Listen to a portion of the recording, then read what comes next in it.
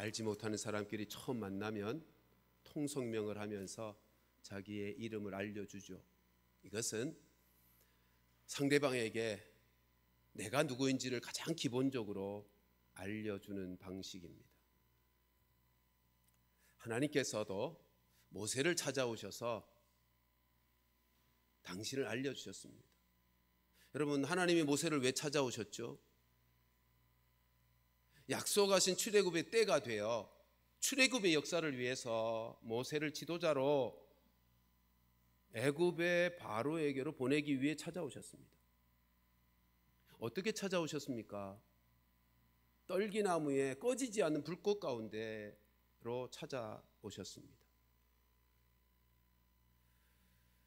하나님께서 모세에게 애굽으로 가라, 바로에게로 가라 말씀하시자 모세가 하나님께 묻죠. 하나님, 내가 가면 이스라엘 백성들이 너를 보낸 이가 누구냐고 물을 터이는데 제가 나를 보내신 하나님의 이름을 뭐라고 대답해야 됩니까? 라고 물을 때 하나님께서 당신의 이름을, 당신의 본질을 밝혀주셨습니다. 그게 무엇입니까? 나는 스스로 있는 자다. 그 의미가 뭐라고요? 창조주다. 네? 이 세상에 있는 모든 것들은 다 누군가에 의해서 만들어진 존재지만 나는 누군가에 의해서 만들어진 존재가 아니라 스스로 있는 자다. 창조주다, 전능자다. 그게 하나님의 이름이고 거기서부터 여호와라고 하는 이름이 나옵니다. 하나님께서 자신의 이름을 그렇게 밝히신 다음에 그 하나님을 더 잘 이해하도록 하기 위해서 덧붙여 주신 15절의 말씀이 있죠. 나는 너희의 조상 아브라함과 이삭과 야곱의 하나님이야. 아브라함과 이삭과 야곱에게 언약하신 그 언약을 실현하기 위해서 지금 모세를 보내는 언약의 하나님 여호와야 라고 하나님은 당신의 이름을 밝혀주셨습니다. 왜 하나님이 이런 식으로 하나님의 이름을 모세와 이스라엘 백성들에게 알게 하실까요? 왜 그렇게 알려주시는 거죠? 그것은 언약하신 하나님, 아브라함에게, 이삭에게, 야곱에게 똑같이 출애굽의 약속을 하신 그 하나님의 약속, 그 약속하신 신실하신 언약의 하나님을 지금 애굽의 종살이로 고난받고 고통받고 있는 그 이스라엘 백성들과 연결시켜 주시기 위해서입니다. 그러니까 이스라엘 백성들이 그 말을 듣고 이렇게 생각하는 거죠. 아, 아브라함의 하나님, 이삭의 하나님, 야곱의 하나님이 우리의 하나님이구나.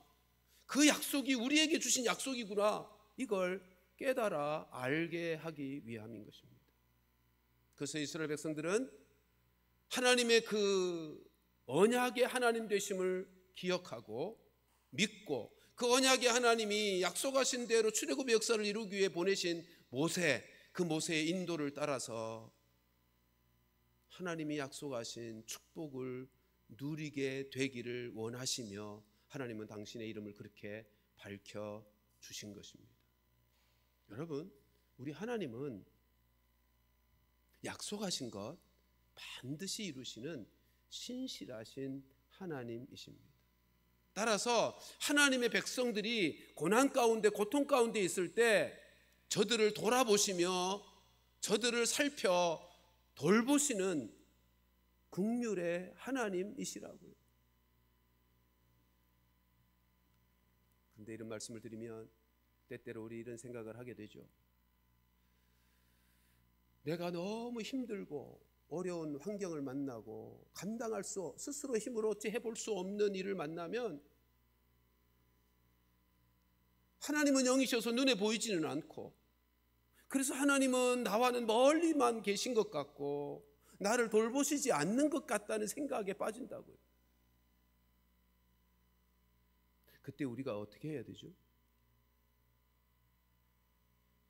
여러분, 우리 하나님은 약속에 신실하신 분이시니까 하나님의 말씀에는 문제가 없는 거예요.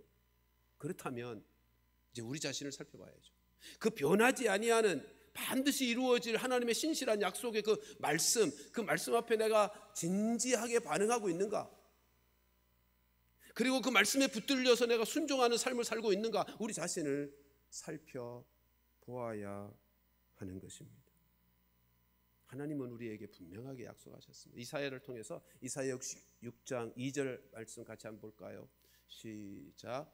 물은 마음이 가난하고 심령에 통회하며 그 말을 듣고 떠는 자 그 사람은 내가 돌보리. 하나님이 어떤 자를 돌보신다고 약속하십니까? 마음이 가난해서 심령에 통회하며 내 말을 듣고 떠는 자. 여기 떤다는 말은 경외한단 말이에요. 가난한 마음으로 하나님을 경외하면서 하나님의 말씀 앞에 진지하게 반응하고 그 말씀에 순종하며 그 말씀을 듣고 살아가는 그 사람은 하나님은 반드시 그를 돌보아 주신다고 약속하셨습니다. 우리가 진정 하나님 말씀 앞에 변하지 아니하는 신실하신 하나님 말씀 앞에 믿음으로 반응하고 진지하게 반응하면 우리를 돌보시는 그 하나님을 경험할 수 있습니다. 말씀을 듣는 것만으로 끝나면 안 되고 그 말씀을 삶 속에서 순종으로 살아낼 때 하나님을 경험하게 되는 것입니다. 우리 하나님은 그렇게 약속하신 말씀을 경험할 수 있도록 모세에게 이제 가서 장로들에게 이렇게 이야기하라고, 이스라엘 장로들에게 이렇게 이야기하라고 16절부터 18절 말씀 하나님께서 모세에게 알려주셨습니다. 우리 16절부터 18절 다시 한번 이어서 읽습니다. 시작. 너는 가서 이스라엘의 장로들을 모으고 그들에게 이르기를 여호와 너의 조상의 하나님 곧 아브라함과 이삭과 야곱의 하나님이 내게 나타나 이르시되 내가 너희를 돌보아 너희가 애굽에서 당한 일을 확실히 보았노라.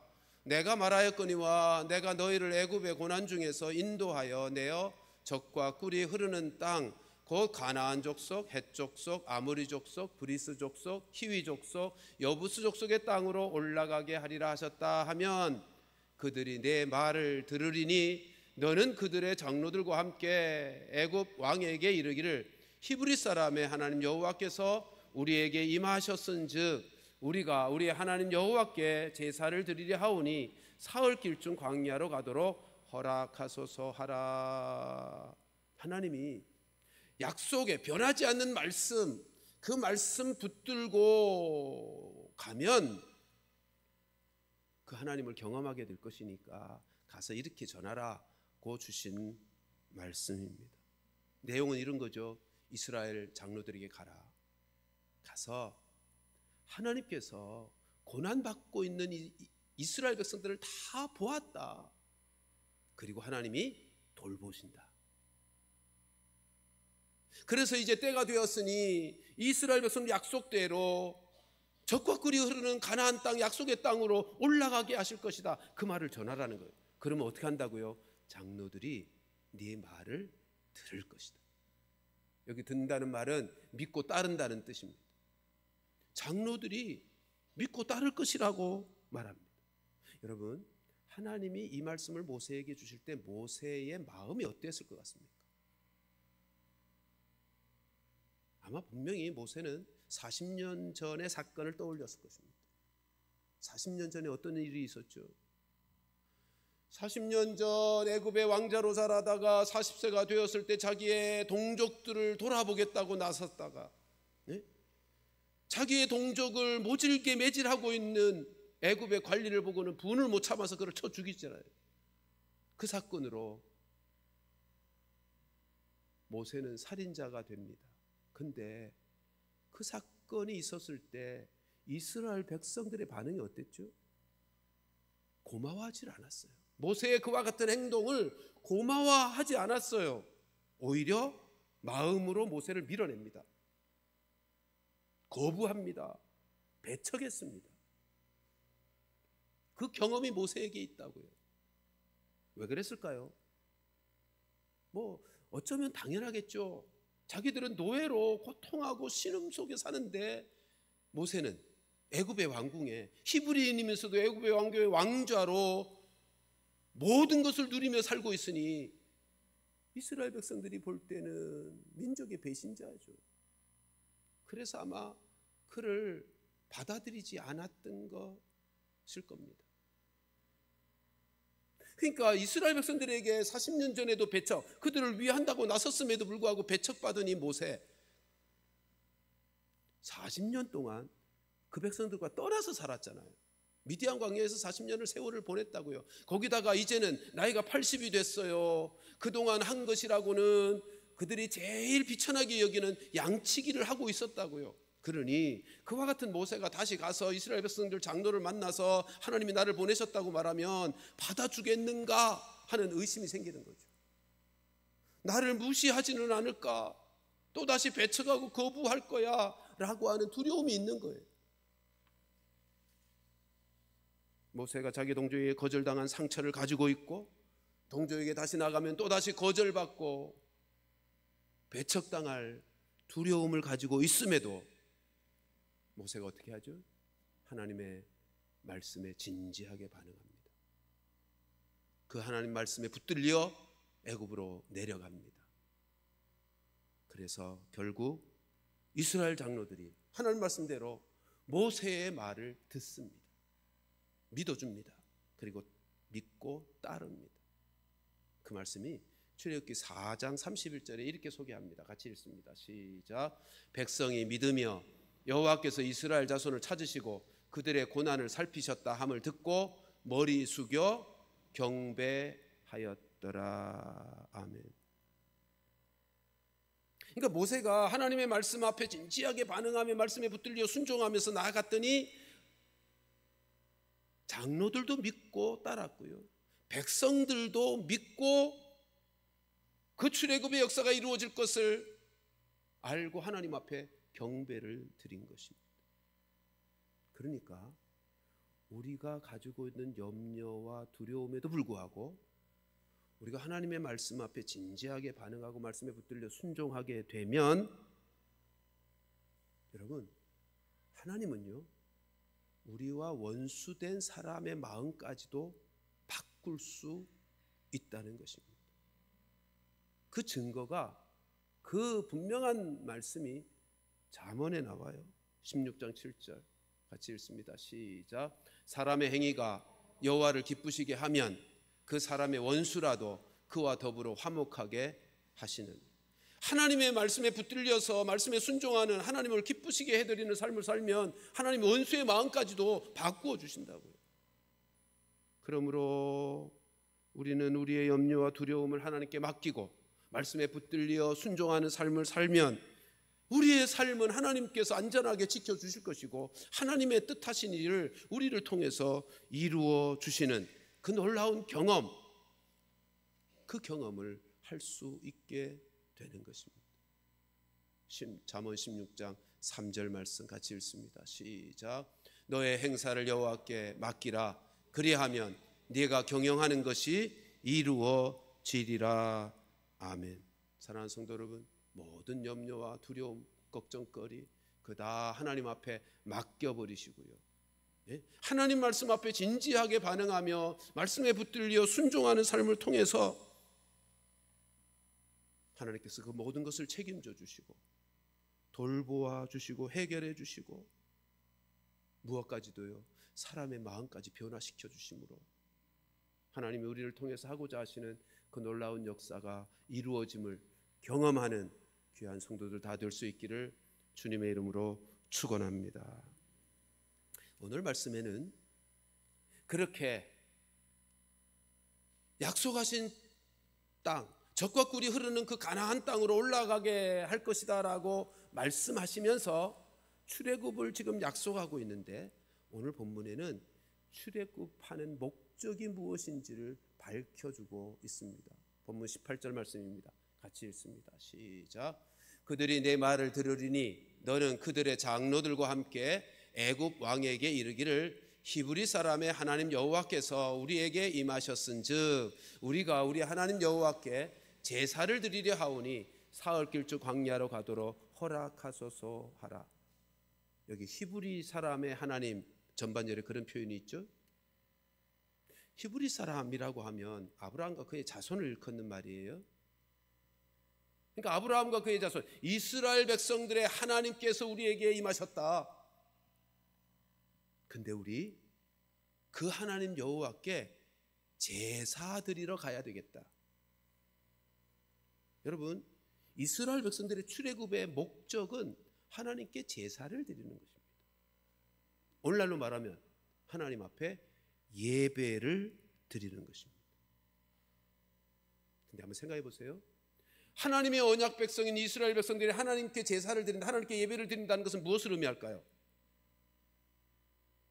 이전까지는 애굽의 우상을 섬기는 자리에 함께 있었습니다. 그러니까 이제는 더 이상 애굽의 우상을 섬기지 않겠다는 선언이고, 바로의 통치와 다스림을 받지 않고 이제부터는 하나님의 통치와 다스림을 받는 하나님 나라의 삶을 살겠다고 하는 선언인 거예요. 이제는 우리 하나님 여호와께 예배를 드리겠다, 제사를 드리겠다 한 말은 이제는 다른 것의 통치와 다스림을 받지 않고 하나님의 통치와 다스림을 받는 하나님 나라의 삶을 살겠다라고 하는 말인 것입니다. 꼭 기억하십시다. 출애굽의 목적은 하나님을 예배하는 것. 우리의 구원 역사도 목적은 뭐예요? 하나님께 예배하는 것. 여러분, 이사야 43장 21절 말씀 같이 읽습니다. 시작. 이 백성은 내가 나를 위하여 지었나니 나를 찬송하게 하려 함이니라. 여기 찬송이 예배를 의미하는 것입니다. 하나님이 우리를 창조하시고 구원하신 모든 목적은 하나님을 예배하기 위함인 거예요. 여러분, 예배가 뭐죠? 지금 우리가 예배를 드리고 있어요. 예배가 뭡니까? 가장 단순한 해석을 한다면 하나님을 만나고 하나님과 교제하는 것, 예배입니다. 그러니까 하나님이 인간을 창조하실 때 하나님과 교제하는 예배자로 창조하셨어요. 하나님과 교제하며 사는 자, 예배자로 창조하셨다고요. 그런데 인간이 어떻게 했죠? 자기 스스로 살겠다고, 하나님을 떠나 자기 스스로 살겠다고 하는 교만 때문에 그만 불순종했고 타락하여 하나님을 예배하는 삶을 실패하고 맙니다. 그래서 이제는 더 이상 하나님과 교제하며 하나님의 통치와 다스림 안에 있지 아니하여 사탄의 통치와 다스림 안에 있으면서 고통하고 신음하는 인생들, 다시 하나님을 예배하는 예배자로 회복시키기 위해서 하나님은 하나밖에 없는 아들 예수님을 이 땅에 보내셨죠. 그리고 예수님으로 하여금 우리의 모든 죄를 다 담당하여 십자가에서 피 흘려 죄 사함의 은혜를 베푸셨고, 부활하셔서 우리의 모든 죄를 다 사해 주셨어요. 그리고는 이제 거룩하신 하나님 앞에 나아가서 하나님과 교제하면서 하나님을 예배하는 새로운 생명의 인생을 만들어 주셨다고요. 그러니까 우리를 구원하신 목적이 하나님을 예배하는 거예요. 에베소서 1장 5절 6절 말씀 같이 읽습니다. 시작. 그 기쁘신 뜻대로 우리를 예정하사 예수 그리스도로 말미암아 자기의 아들들이 되게 하셨으니 이는 그가 사랑하시는 자 안에서 우리에게 거저 주시는 바 그의 은혜의 영광을 찬송하게 하려는 것이라, 예배하게 하려는 것이라 라고 말씀하고 있습니다. 우리를 하나님의 자녀가 되게 하신 것, 그것을 위해서 하나님께서 예정하신 것, 그래서 십자가로 말미암아 우리를 구원하여 하나님의 자녀 새 생명의 인생을 살게 하신 것, 그 목적, 그 이유는 하나님을 예배하게 하기 위해서라고 하는 것이죠. 그러니까 우리를 창조하신 목적도 예배고, 우리를 구원하신 목적도 예배고, 우리로 영원한 나라에 가서 세세토록 하나님 앞에서 할 일이 예배라면, 여러분, 우리는 예배는 얼마나 소중히 여겨야 할 것이며 우리는 예배를 드릴 때마다 얼마나 마음과 정성과 뜻을 다해서 예배를 드려야 할 것인지 분명해지지 않습니까? 예배가 너무너무 소중한 거예요. 왜요? 왜요? 하나님이 예배 가운데 임재하시거든요. 주의 이름으로 모이는 그 예배 가운데 하나님이 임재하시거든요. 그 예배의 자리 가운데 하나님이 임하셔서 은혜를, 능력을 베푸시거든요. 그곳에 하나님의 생명과 축복이 흘러오거든요. 살 길이 열리는 자리가 예배라고요. 우리의 영육간 살 길이 열리는 자리가 예배예요. 그러므로 예배에 성공하는 것이 삶에 성공하는 것이다 라고 말씀드릴 수 있는 것입니다. 예배에 성공해야 가장 복되고 성공하는 인생을 살 수 있게 되는 것입니다. 따라서 우리가 아무리 힘들고 어려운 시대를 산다 할지라도 한 치 앞도 내다보이지 않는 그런 시대를 살고 있지만 예배에 성공한 인생을 산다면 하나님께서 필요한 은혜와 능력을 공급하실 것이고 생명과 축복을 보내어 주실 것이니 여러분, 예배에 성공하는 우리와 우리의 자녀들을 위해서 우리는 예배에 대하여 더 사모하고 더 소중히 여기고 예배 생활을 위해서 더 적극적으로 우리의 자녀들을 가르치며 본을 보여야 하지 않겠습니까? 온 우주의 만물의 창조주이시고 주관자이신 그 하나님, 그 전능하신 하나님이 우리에게 은혜를 베푸시고 우리를 축복하시는 그 예배에 성공할 수만 있다면 그것보다 우리의 인생을 안전하게, 행복하게, 평안하게 살아갈 수 있는 길이 또 달리 어디에 있겠습니까? 사랑하는 성도 여러분, 하나님을 예배하는 예배 생활에 성공할 수 있기를 주님의 이름으로 축원합니다. 그러면 어떤 예배가 하나님이 기뻐 받으시는 참된 예배일까? 우리 예수님께서 친히 말씀하셨죠. 요한복음 4장 23절 같이 읽습니다. 시작. 아버지께 참되게 예배하는 자들은 영과 진리로 예배할 때가 오나니 곧 이때라. 아버지께서는 자기에게 이렇게 예배하는 자들을 찾으시니. 우리 예수님께서 친히 가르쳐 주셨습니다. 아버지께 참되게 예배하는 그 참된 예배, 그건 어떻게 드려지는 예배라고요? 영과 진리로 드려지는 예배. 성령의 인도하심을 받으며 말씀의 순종함으로 이루어지는 그 예배. 여러분, 예배에는 두 가지 예배가 있죠.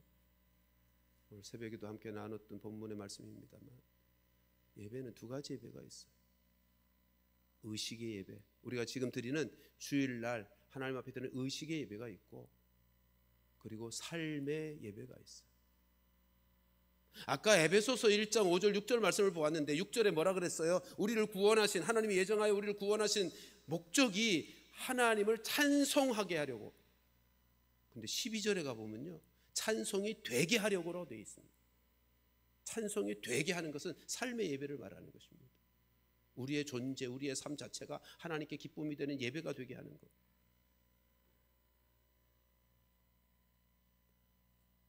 여러분, 예배가 무엇인지를 가장 단순하지만 가장 분명하게 알려준 말씀이 로마서 12장 1절 2절 아닙니까? 로마서 12장 1절 말씀 같이 보실까요? 시작. 그러므로 형제들아, 내가 하나님의 모든 자비하심으로 너희를 권하노니 너희 몸을 하나님이 기뻐하시는 거룩한 산 제물로 드리라. 이는 너희가 드릴 하나님이 기뻐 받으시는 예배를 가장 단순하고 분명하게 가르친 말씀, 뭐라 그래요? 우리가 우리의 몸을 하나님이 기뻐하시는 산 제물로, 거룩한 산 제물로 드리는 것.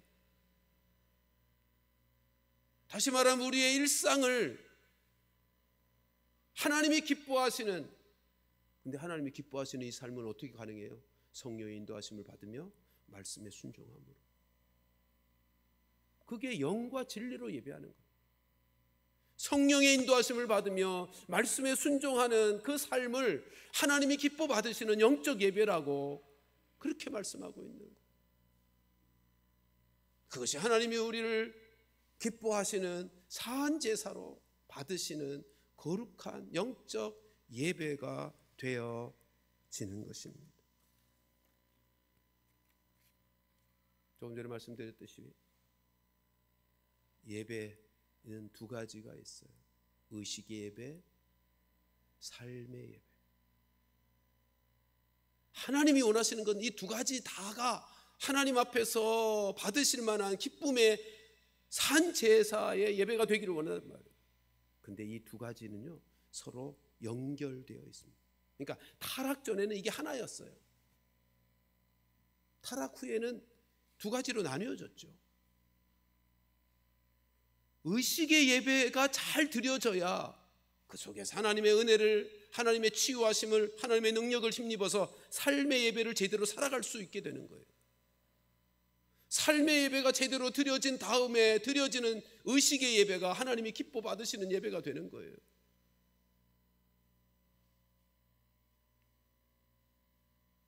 그러므로 우리는 의식의 예배를 사모하고 준비하여 기대하며 하나님 앞에 예배해야 되고요.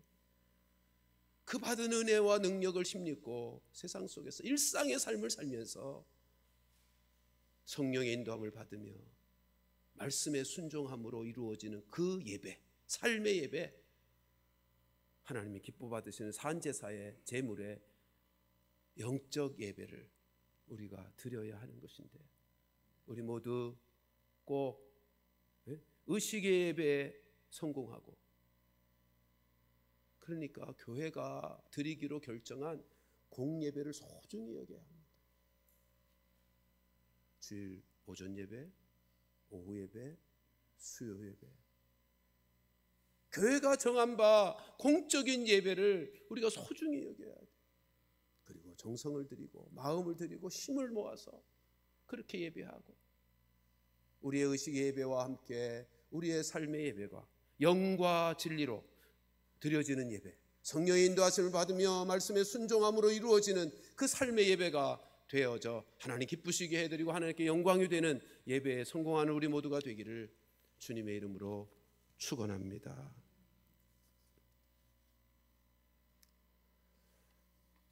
세 번째로 생각할 것은 우리 19절 20절 말씀을 보십시다. 우리 19절 20절 같이 한번 읽습니다. 시작. 손으로 치기 전에는 애굽 왕이 너희가 가도록 허락하지 아니하다가 내가 내 손을 들어 애굽 중에 여러 가지 이적으로 그 나라를 친 후에야 그가 너희를 보내리라. 아멘. 19절 보면 뭐라 그러죠? 애굽 왕이 보내주지 않을 거야. 하나님 그렇게 말씀하십니다. 너희가 가도록 허락하지 않을 거야. 왜 허락하지 않을까요? 예? 생각해 보세요. 수십만이잖아요. 남녀노소가 200만이지만 그 노동력, 그건 재산이잖아요. 그 당시의 애굽의 경제는 이 이스라엘 유대인들의 노동력에 큰 도움을 받고 있었습니다. 그렇지 않겠어요? 그 수십만의 노동력이 있었으니 얼마나 경제적으로 큰 도움을 받았겠어요. 그걸 그냥 순순히 내어줄 왕이 누가 있겠어요? 그러니까 바로가 쉽게 내주지 않는다는 거예요.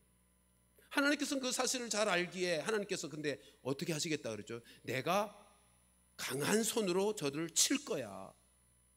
그리고 출애굽의 역사가 이루어질 것이다 라고 말씀하고 있습니다. 우리는 여기서 바로의 태도를 통해서 영적인 귀한 교훈을 얻게 됩니다.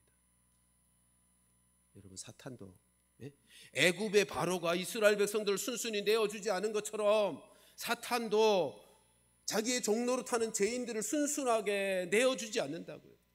왜요? 사탄 나라는 사탄에게 종로로 타는 죄인들로 이루어지고 유지되기 때문이죠. 그러나 하나님이 어떻게 하시겠다고요? 하나님이 모세에게 분명히 말씀하셨죠. 강한 손으로 저들을 칠 것이다. 모세야, 바로가 순순하게 내어주지 않겠지만 염려하지 마라. 내가 강한 손으로 저들을 칠 거야. 내가 여러 이적들을 행해서 출애굽의 역사가 이루어지게 할 거야. 그렇게 약속하고 있습니다. 20절 다시 한번 읽어보실까요? 시작. 내가 내 손을 들어 애굽 중에 여러 가지 이적으로 그 나라를 친 후에야 그가 너희를 보내리라. 여러분, 하나님의 계획하심, 하나님의 뜻을 거스리고 방해하는 세력이 강해지면 강해질수록, 그 완악함이 더하면 더할수록 하나님의 능력의 손길은 더 강해지는 거예요. 하나님은 더 놀랍고 크신 능력으로 역사하시며 그 뜻을 이루어 내시는 거예요. 우리는 여기서 하나님이 친히 일하시는 것, 하나님이 친히 역사하실 것에 대한 믿음을 가져야 되는 거죠. 우리가 이것에 대한 믿음만 있다면, 하나님이 말씀하신 것에 관한 한 하나님은 신실하신 분이셔서 당신이 친히 일하신다라고 하는 이 믿음을 가지고 있다면, 이 믿음은요, 사탄의 견고한 진을 파하는 강력한 무기가 될 것입니다. 고린도후서 10장 4절 말씀이죠. 고린도후서 10장 4절 말씀 같이 읽습니다. 시작. 우리의 싸우는 무기는 육신에 속한 것이 아니요 오직 어떤 견고한 진도 무너뜨리는 하나님의 능력이라. 여러분, 하나님이 약속하신 것 반드시 이루실 것이고 하나님이 친히 역사하시는 일하시는 분이시라는 사실에 대한 믿음, 이게 사탄의 견고한 진을 무너뜨리는 하나님의 능력인 것입니다. 우리 모두 이 하나님 신실하셔서 약속하신 것을 반드시 이루시되 우리를 통해서 이루시고, 근데 하나님이 친히 우리가 가는, 순종하여 가는, 하나님의 말씀 붙들고 말씀 앞에 진지하게 반응하며 나아가는 우리들을 통하여 하나님이 친히 역사하신다는 사실, 이 믿음을 가지고 우리가 순종하며 삶으로 하나님이 우리를 통해서 계획하신 크고 놀라우신 일들, 그 일들이 어떻게 이루어지는지, 하나님의 선하신 뜻이 우리를 통해서 이루어지는 그 놀라운 축복의 경험들, 우리가 모두 경험하며 살아가게 되는 은혜가 있기를 주님의 이름으로 축원합니다. 기도하십시다.